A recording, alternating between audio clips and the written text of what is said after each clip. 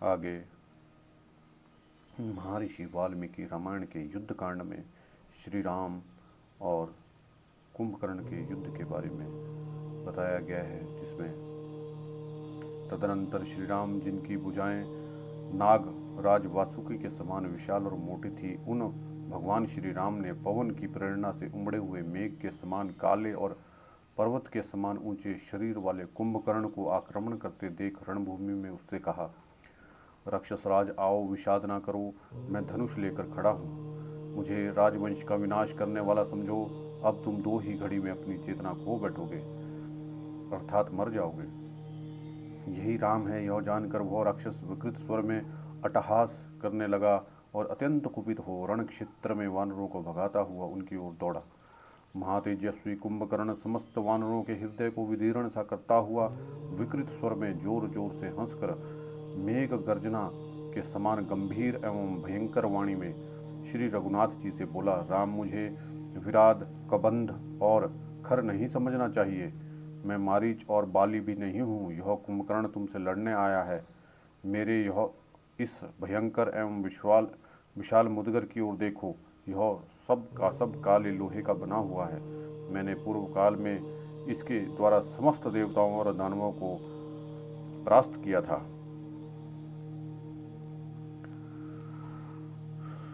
मेरे नाक कान नीचे से कट गए हैं, ऐसा समझकर तुम्हें मेरी अवहेलना नहीं करनी चाहिए। इन दोनों अंगों के नष्ट होने से मुझे थोड़ी भी पीड़ा नहीं होती है। निष्पाप रघुनंदन, तुम इक्ष्वाकु वंश के वीर पुरुष हो, अतः मेरे अंगों पे अपना पराक्रम दिखाओ। तुम्हारे पौरुष और बल विक्रम को देख लेने के बाद ही मैं तुम्हें खाऊंगा। कुंभकर्ण की यह बात सुनकर श्री राम ने उसके ऊपर सुंदर पंख वाले बहुत से बाण मारे। वज्र के समान वेग वाले उन बाणों की गहरी चोट खाने पर भी वह देवद्रोही राक्षस ना तो क्षुब्ध हुआ, ना ही व्यथित ही। जिन बाणों से श्रेष्ठ साल के वृक्ष काटे गए और वन राजवाली का वध हुआ, वे ही वज्रोपम बाण उस समय कुंभकर्ण के शरीर को व्यथा ना पहुंचा सके। देवराज इंद्र का शत्रु कुंभकर्ण जल की धारा के समान श्री राम की बाण वर्षा को अपने शरीर से पीने लगा और भयंकर वेगशाली मुदगर को चारों ओर से घुमा घुमा कर उनके बाणों के महान वेग को नष्ट करने लगा। तदनंतर वह राक्षस देवताओं के विशाल सेना को भयभीत करने वाले और खून से लिपटे हुए उस उग्र वेगशाली मुदगर को घुमा घुमा कर वानरों की वाहिनी को खदेड़ने लगा। यह देख भगवान श्री राम ने वायव्य नामक दूसरे अस्त्र का संधान करके उसे कुंभकर्ण पर चलाया और उसके द्वारा उस निशाचर की मुदगर सहित दाहिनी बाह काट डाली। बाह कट जाने पर वह राक्षस भयानक आवाज में चित्कार करने लगा। श्री रघुनाथ जी के बाण से कटी हुई वह बाह, जो पर्वत शिखर के समान जान पड़ती थी, मुदगर के साथ ही वानरों की सेना में जा गिरी। उसके नीचे दबकर कितने ही वानर सैनिक अपने प्राणों से हाथ धो बैठे। जो अंग भंग होने और मरने से बचे, वह खिन्नचित हो जाकर किनारे खड़े हो गए। उनके शरीर में बड़ी पीड़ा हो रही थी। वे चुपचाप महाराज श्री राम और राक्षस कुंभकर्ण के घोर संग्राम को देखने लगे। वायव्य अस्त्र से एक बाह कट जाने पर कुंभकर्ण शिखरहीन पर्वत के समान प्रतीत होने लगा।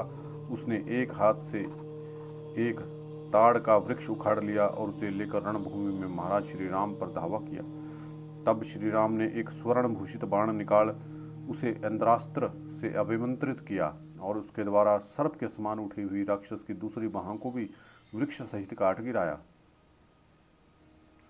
कुंभकर्ण की वह कटी हुई बाह पर्वत शिखर के समान पृथ्वी पर गिरी और छटपटाने लगी और कितने ही वृक्षों, शैल शिखरों, शिलाओं, वानरों और राक्षसों को भी कुचल डाला। उन दोनों भुजाओं के कट जाने पर वो राक्षस सहसा आर्तनाद करता हुआ श्री राम पर टूट पड़ा। उसे आक्रमण करते देख श्री राम ने 2 तीखे अर्धचंद्राकार बाण लेकर उसके द्वारा युद्ध स्थल में उस राक्षस के दोनों पैर भी उखाड़ लिए। उसके दोनों पैर विपरीत विदिशा, पर्वत की कंदरा, महासागर, लंकापुरी और वानर और राक्षसों की सेना पर भी प्रतिध्वनि करते हुए पृथ्वी पर गिर पड़े। दोनों बाह और दोनों पैरों के कट जाने पर उसने वड़वा नल के समान अपना विकराल मुख को फैलाकर, जैसे राहु आकाश में चंद्रमा को ग्रस लेता है, उसी प्रकार श्री राम को ग्रसने के लिए भयानक गर्जना करता हुआ सहसा उन पर टूट पड़ा। तब श्री रामचंद्र जी ने स्वर्ण जटित पंख वाले अपने तीखे बाण से उसके मुंह भर दिया और मुंह भर जाने पर वह बोलने में असमर्थ हो गया और बड़ी कठिनता से आर्तनाद करके मूर्छित हो गया। इसके बाद भगवान श्री राम ने ब्रह्मदंड और विनाशकारी काल के समान भयंकर एवं तीखा बाण जो सूर्य की किरणों के समान उद्दीप्त और इंद्रास्त्र से अभिमंत्रित शत्रुनाशक तेजस्वी सूर्य और प्रज्वलित अग्नि के समान दिदीप्यमान हीरे और स्वर्ण से भूषित सुंदर पंख से युक्त वायु और इंद्र के वज्र और अशनि के समान वेगशाली था हाथ में लिया और निशाचर को लक्ष्य करके छोड़ दिया। श्री रघुनाथ की भुजाओं से प्रेरित वह बाण अपनी प्रभा से दसों दिशाओं को प्रकाशित करता हुआ इंद्र के वज्र की भांति भयंकर वेग से चला और धूम रहित अग्नि के समान भयंकर दिखाई देता था। जैसे पूर्व काल में देवराज इंद्र ने वृत्रासुर का मस्तक काट डाला था, उसी प्रकार इस बाण ने राक्षस राज कुंभकर्ण के महान पर्वत शिखर के समान ऊंचे सुंदर गोलाकार दाढ़ों से युक्त और हिलते हुए मनोहर कुंडलों से अलंकृत मस्तक को धड़ से अलग कर दिया। कुंभकर्ण का वह कुंडलों से अलंकृत विशाल मस्तक प्रातःकाल सूर्योदय होने पर आकाश के मध्य में विराजमान चंद्रमा की भांति निस्तेज प्रतीत होता था। श्री राम के बाणों से कटा हुआ राक्षस राज का वह पर्वताकार मस्तक लंका में जा गिरा। उसने अपने धक्के से सड़क के आसपास कितने ही मकानों, दरवाजों और ऊंचे परकोटे को भी धराशाही कर दिया। इस प्रकार उस राक्षस का विशाल धड़ भी जो हिमालय के समान जान पड़ता था, तत्काल समुद्र के जल में गिर पड़ा और बड़े बड़े ग्रह, मत्स्य और सांपों को पीसता हुआ पृथ्वी के भीतर समा गया। ब्राह्मणों और देवताओं के शत्रु महाबली कुंभकर्ण के युद्ध में मारे जाने पर पृथ्वी डोलने लगी, पर्वत हिलने लगे और संपूर्ण देवता हर्ष से भरकर तुमुल नाद करने लगे। उस समय आकाश में खड़े हुए देवदर्शी, महर्षि, सर्प, देवता, भूतगण, गरुड़, गुहक, यक्ष और गंधर्वगण श्री राम का पराक्रम देखकर बहुत प्रसन्न हुए। कुंभकर्ण के महान वध से राक्षस राज रावण के मनस्वी बंधुओं को बड़ा दुख हुआ। वो रघुकुल तिलक श्री राम की ओर देखकर उसी तरह उच्च स्वर से रोने लगे जैसे सिंह पर दृष्टि पड़ते हुए मतवाले हाथी चित्कार कर उठते हैं। देव समूह को दुख देने वाले कुंभकर्ण का युद्ध में वध करके वानर सेना के बीच में खड़े हुए भगवान श्री राम अंधकार का नाश करके राहु के मुख से छूटे हुए सूर्यदेव के समान प्रकाशित हो रहे थे। भयानक बलशाली शत्रु के मारे जाने से बहुसंख्यक वानरों को बड़ी प्रसन्नता हुई। उनके मुख विकसित कमल की भांति हर्षोल्लास से खिल उठे और उन्होंने सफल मनोरथ हुए राजकुमार श्री राम की भूरी भूरी प्रशंसा की, जो बड़े बड़े युद्धों में कभी पराजित नहीं हुआ था और देवताओं की सेना को भी कुचल डालने वाला था। उस महान राक्षस कुंभकर्ण को रणभूमि में मारकर रघुनाथ ने वैसी ही प्रसन्नता हुई जैसे वृत्रासुर का वध करके श्री इंद्र को हुई थी। महात्मा श्री रामचंद्र के द्वारा कुंभकर्ण को मारा देख राक्षसों ने अपने राजा रावण से जाकर कहा, महाराज, काल के समान भयंकर पराक्रमी कुंभकर्ण वानर सेना को भगाकर और बहुत से वानरों को अपना आहार बनाकर स्वयं भी काल के गले में चले गए। वह तो 2 घड़ी तक अपने प्रताप से तप कर अंत में श्री राम के तेज से शांत हो गए। उनका आधा शरीर भयानक दिखाई देने वाला समुद्र में घुस गया और आधा शरीर, मस्तक, नाक, कान कटे जाने से खून बहता हुआ लंका के द्वार पर पड़ा है। उसके शरीर के द्वारा आपके भाई पर्वताकार कुंभकर्ण का लंका का द्वार रोक कर पड़े हैं। वे श्री राम के बाणों से पीड़ित हो हाथ, पैर और मस्तक से हीन, नंग धड़ंग, धड़ के रूप में परिणित हो दवानल से दग्ध हुए वृक्षों की भांति नष्ट हो गए। महाबली कुंभकर्ण युद्ध स्थल में मारा गया। यह सुनकर रावण शोक से संतप्त एवं मूर्छित हो गया और तत्काल पृथ्वी पर गिर पड़ा। अपने चाचा के निधन का समाचार सुनकर देवांतक, नरांतक, त्रिशिरा और अतिकाय दुख से पीड़ित हो फूट फूट कर रोने लगे। अनायास ही महान कर्म करने वाले श्री राम के द्वारा भाई कुंभकर्ण के मारे गए यह सुनकर उनके सौतेले भाई महोदर और महापार्श शोक से व्याकुल हो गए। तदनंतर बड़े कष्ट से होश में आने पर राक्षस राज रावण कुंभकर्ण के वध से दुखी हो विलाप करने लगा। उसकी सारी इंद्रियां शोक से व्याकुल हो उठी थी। वो रो रो कर कहने लगा, हा वीर, हा महाबली कुंभकर्ण, तुम शत्रुओं के दर्प का दलन करने वाले थे, किंतु दुर्भाग्यवश मुझे असहाय छोड़कर यमलोक को चल दिए। महाबली वीर, तुम मेरा और इन भाई बंधुओं का कंटक दूर किए बिना शत्रु सेना को संतप्त करके मुझे छोड़ अकेले कहाँ चले जा रहे हो? इस समय मैं अवश्य ही नहीं के बराबर हूँ, क्योंकि मेरी दाहिनी बाह कुंभकर्ण धराशायी हो गया, जिसका भरोसा करके मैं देवता और असुर किसी से नहीं डरता था। देवताओं और दानवरों का दर्प चूर करने वाला ऐसा वीर जो कालाग्नि के समान प्रतीत होता था, आज रण क्षेत्र में राम के हाथ कैसे मारा गया? भाई, तुम तो वज्र का प्रहार भी कभी कष्ट नहीं पहुंचा सकता था। तुम्हें तो वज्र का प्रहार भी कभी कष्ट नहीं पहुंचा सकता था, वही तुम आज राम के बाणों से पीड़ित हो भूतल पर कैसे सो रहे हो? आज सम्रांग में तुम्हें मारा देख आकाश में खड़े हुए ऋषियों सहित देवता हर्षनाद कर रहे हैं। निश्चय ही अब अवसर पाकर हर्ष से भरे हुए वानर आज लंका के समस्त दुर्गम द्वारों पर चढ़ जाएंगे। अब मुझे राज्य से कोई प्रयोजन नहीं है, सीता को लेकर भी मैं क्या करूंगा? कुंभकर्ण के बिना जीने का मेरा मन ही नहीं है। यदि मैं युद्ध स्थल में अपने भाई का वध करने वाले श्री राम को नहीं मार सका तो मेरा मर जाना ही अच्छा है। इस निरर्थक जीवन को सुरक्षित रखना कदापि अच्छा नहीं है। मैं आज ही उस देश को जाऊंगा जहां मेरा छोटा भाई कुंभकर्ण है। मैं अपने भाइयों को छोड़कर क्षण भर भी जीवित नहीं रह सकता। मैंने पहले देवताओं का अपकार किया था, अब वह मुझे देखकर हंसेंगे। हाँ कुंभकर्ण, तुम्हारे मारे जाने पर अब मैं इंद्र को कैसे जीत सकूंगा? मैंने महात्मा विभीषण की कही हुई जिन उत्तम बातों को अज्ञानवश स्वीकार नहीं किया था, वह मेरे ऊपर आज प्रत्यक्ष रूप से घटित हो रही है। जब से कुंभकर्ण और प्रशस्त का यह दारुण विनाश उत्पन्न हुआ है, तब से विभीषण की बात याद आकर मुझे लज्जित हो कर रही है। मैंने धर्मपरायण श्री मान विभीषण को जो घर से निकाल दिया था, उस कर्म का यह शोकदायक परिणाम आज मुझे भोगना पड़ रहा है। इस प्रकार भांति भांति से दीनतापूर्वक अत्यंत विलाप करके व्याकुल चित्त हुआ दशमुख रावण अपने छोटे भाई इंद्र शत्रु कुंभकर्ण का वध का स्मरण करके बहुत ही व्यथित हो पुनः पृथ्वी पर गिर पड़ा। दुरात्मा रावण जब शोक से पीड़ित हो इस प्रकार विलाप करने लगा, तब त्रिशिरा ने कहा, राजन, इसमें संदेह नहीं कि हमारे मझले चाचा जो युद्ध में मारे गए हैं ऐसे ही पराक्रमी थे, परंतु आप जिस प्रकार रोते कलपते हैं, इस प्रकार श्रेष्ठ पुरुष किसी का विलाप नहीं करते। प्रभु, निश्चय ही आप अकेले ही तीनों लोकों में भी लोहा लेने में समर्थ हैं, फिर इस तरह साधारण पुरुष की भांति क्यों अपने आप को शोक में डाल रहे हैं? आपके पास ब्रह्मा जी की दी हुई शक्ति, कवच, धनुष, बाण है, साथ ही मेघ गर्जना के समान शब्द करने वाला रथ भी है, जो 1000 गधे जोते जाते हैं। आपने एक ही शस्त्र से देवताओं और दानवों को एक ही बार पछाड़ा था, अतः सब प्रकार के अस्त्र शस्त्रों से सुसज्जित हो जाने पर आप राम को भी दंड दे सकते हैं।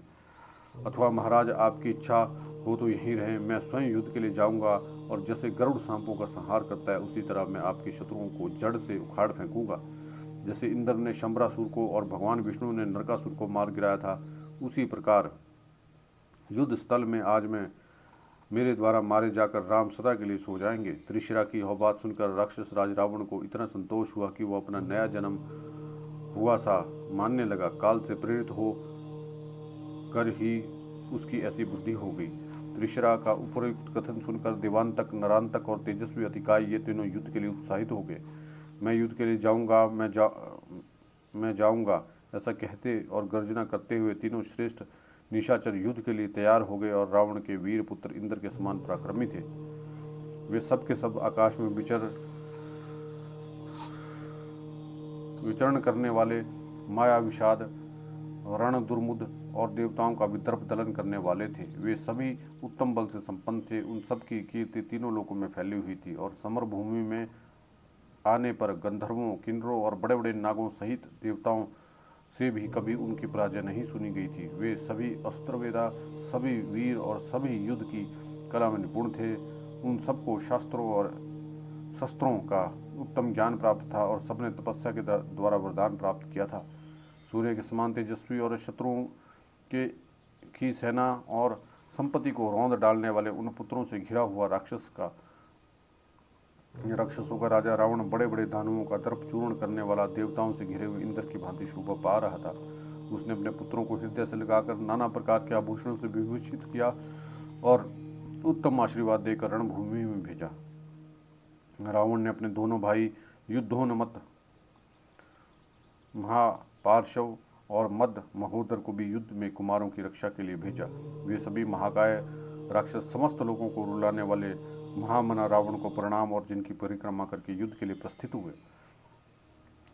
सब प्रकार की औषधियों और गंधों का स्पर्श करके युद्ध की अभिलाषा रखने वाले त्रिशिरा, अतिकाय, देवांतक, नरांतक, महोदर और महापार्श, ये 6 महाबली श्रेष्ठ निशाचर काल से प्रेरित हो युद्ध के लिए पुरी से बाहर निकले। उस समय महोदर ऐरावत के कुल में उत्पन्न काले मेघ के समान रंग वाले सुदर्शन नामक हाथी पर सवार हुआ।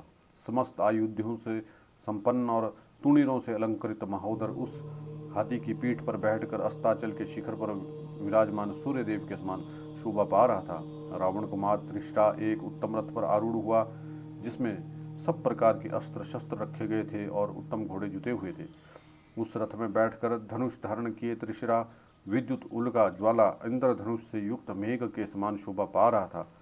उस उत्तम रथ में सवार हो तीनों किरीटों से युक्त त्रिशिरा 3 स्वर्णमय शिखरों से युक्त गिरिराज हिमालय के समान शोभा पा रहा था।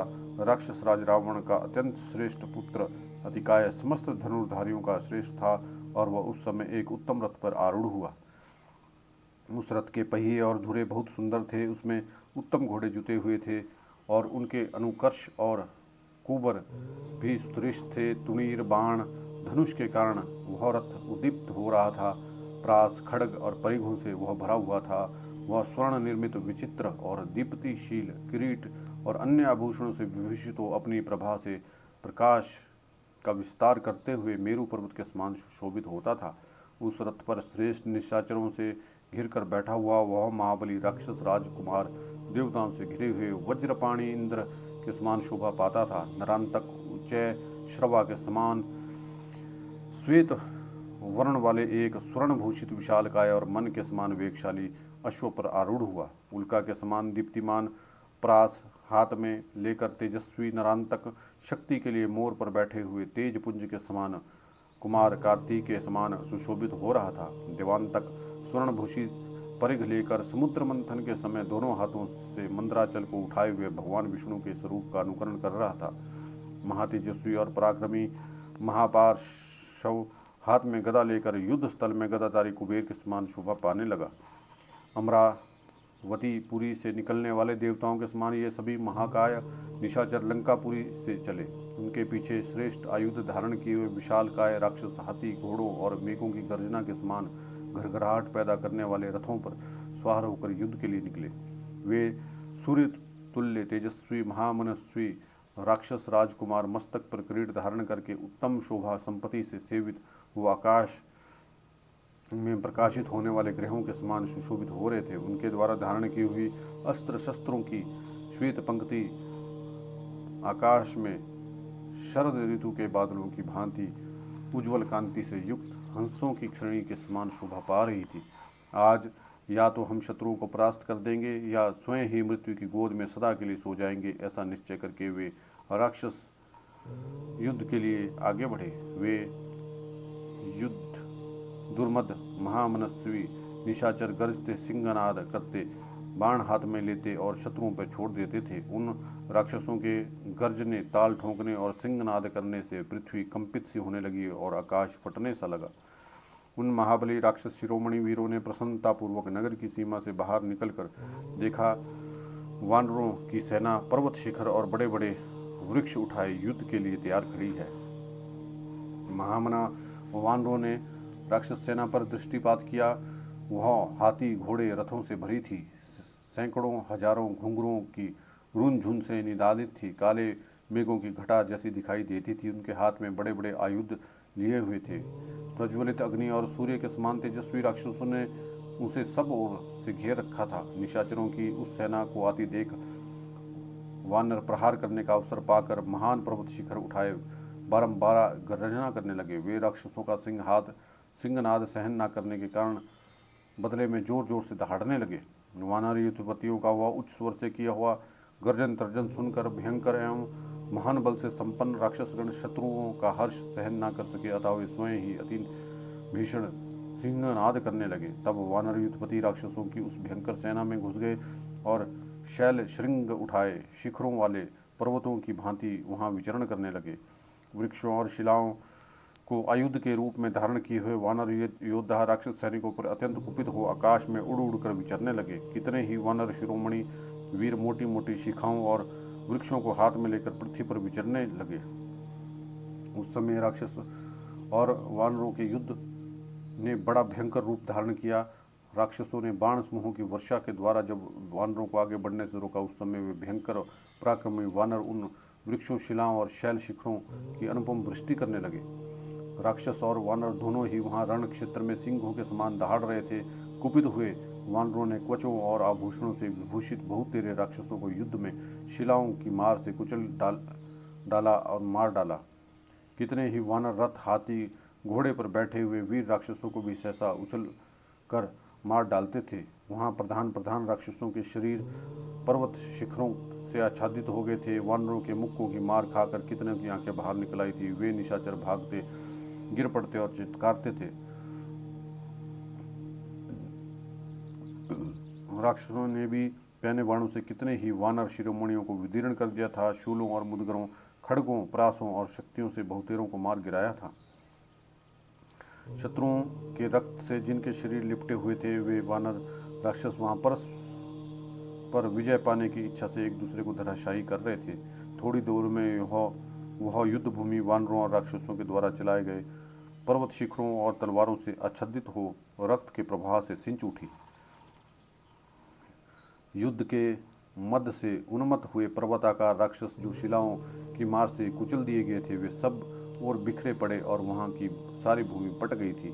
राक्षसों ने जिनके युद्ध के साधन भूत शैल शिखरों को तोड़ फोड़ डाला था, वे वानर उनके प्रहार से विचलित किए जाने पर उन राक्षसों के अत्यंत निकट जा अपने हाथ, पैर और अंगों के द्वारा ही अद्भुत युद्ध करने लगे। राक्षसों के प्रधान प्रधान वीर वानरों को पकड़कर दूसरे वानरों पर पटक देते थे। इस प्रकार वानर भी राक्षसों से ही राक्षसों को मार रहे थे। उस समय राक्षस अपने शत्रुओं के हाथ से शिला और शैल शिखरों को छीनकर उन्हीं से उन पर प्रहार करने लगे तथा वानर भी राक्षसों के हथियार छीनकर उन्हीं के द्वारा उनका वध करने लगे। इस तरह राक्षस और वानर दोनों ही दलों के योद्धा एक दूसरे को पर्वत शिखर से मारने लगे, अस्त्र शस्त्रों से विदीर्ण करने तथा रणभूमि में सिंहों के समान दहाड़ने लगे।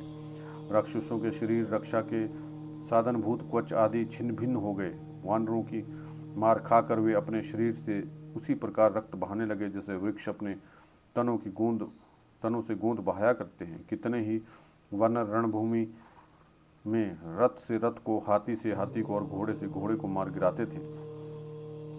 वानर युद्धपतियों के चलाए हुए वृक्षों और शिलाओं के को निशाचर योद्धा तीखे शूरपरा, अर्धचंद्र और भल्ल नामक बाणों से तोड़ फोड़ डालते थे। टूट फूट कर गिरे हुए पर्वतों, कटे वृक्षों और राक्षसों और वानरों की लाशों से पट जाने के कारण उस भूमि में चलना फिरना कठिन हो गया। वानरों की सारी चेष्टाएं गर्व से भरी हुई और हर्ष और उत्साह से युक्त थी। उनके हृदय में दीनता नहीं थी और राक्षसों के ही नाना प्रकार के आयुध छीनकर हस्तगत कर लिए गए थे। अतः वे सब संग्राम में पहुंचकर राक्षसों के साथ भय छोड़कर युद्ध कर रहे थे।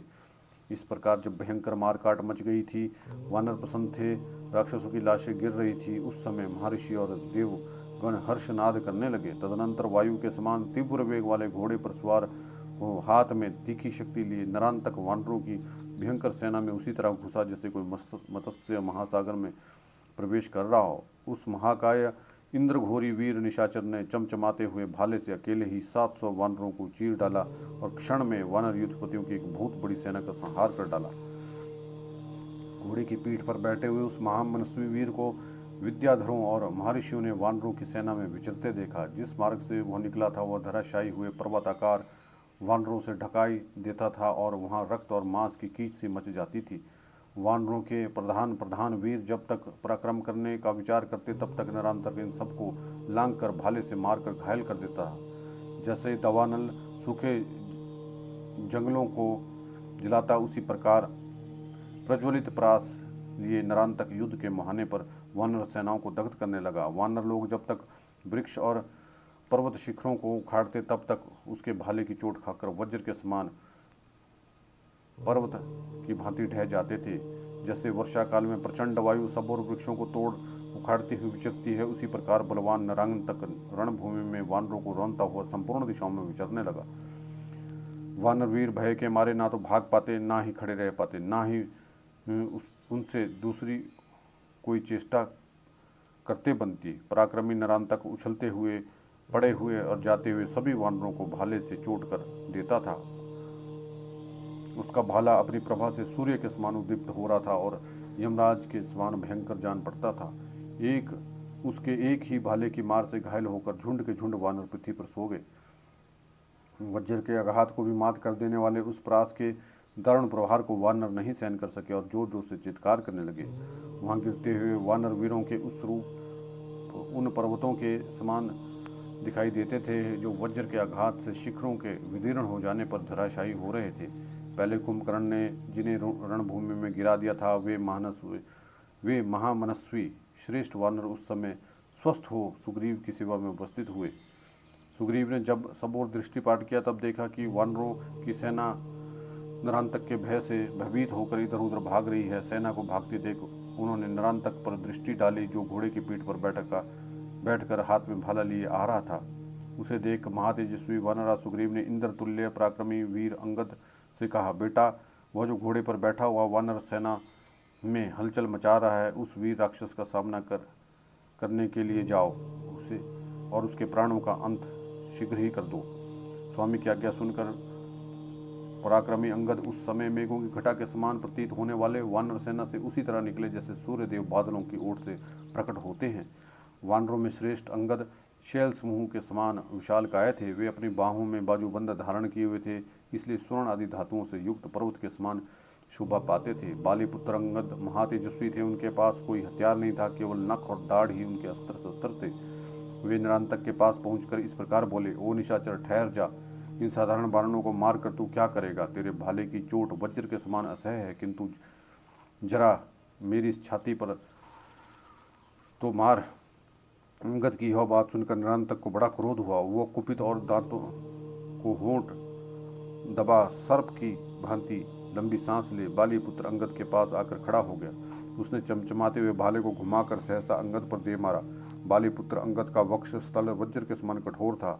नरांतक का भाला उस पर टकरा कर टूट गया और जमीन पर जा पड़ा।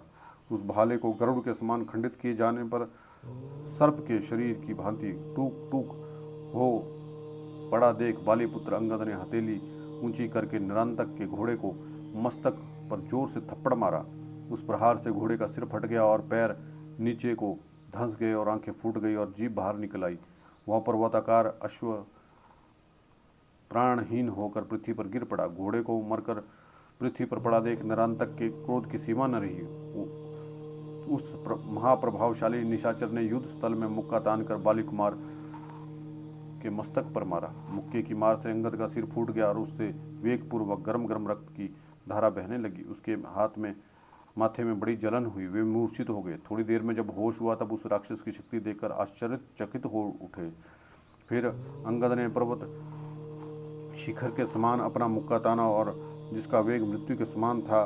फिर उन महात्मा बाली कुमार ने उससे नरांतक की छाती में प्रहार किया। मुक्के के आघात से नरांतक का हृदय विदीर्ण हो गया और उसके मुंह से आग की ज्वाला सी उगलने लगा।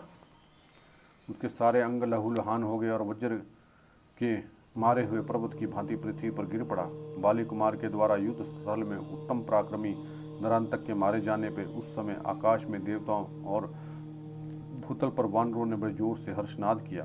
अंगद ने श्री राम जी के मन को अत्यंत हर्ष प्रदान करने वाला वह परम दुष्कर कार्य पराक्रम किया था, उससे श्री राम जी को भी बड़ा विस्मय हुआ। तत्पश्चात भीषण कर्म करने वाले अंगद पुनः युद्ध के लिए हर्ष और उत्साह से भर गए। जय श्री राम।